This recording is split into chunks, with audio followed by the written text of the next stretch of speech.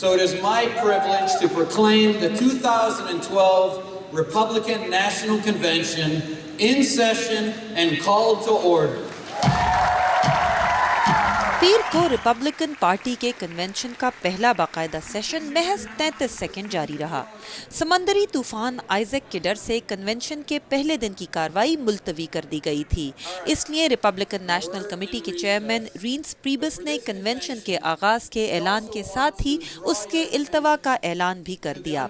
ایسے میں ارینا میں پڑی خالی کرسیوں کے درمیان ریپبلکن ڈیلیگیٹس کم اور دنیا بھر سے آئے صحافی زیادہ نظر آ رہے تھے۔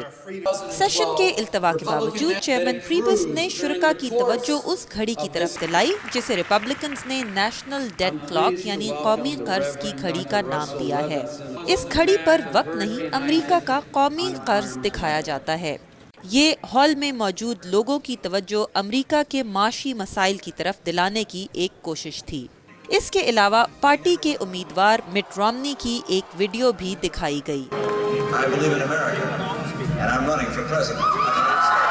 منگل سے اس ہال میں ریپبلکن ڈیلیگیٹس اور پارٹی کے مہمانوں کا رش لگا رہے گا اور جمعرات کو یہ ہال کھچا کھچ بھر جائے گا جب مٹ رومنی باقاعدہ پارٹی کی طرف سے نامزدگی قبول کریں گے۔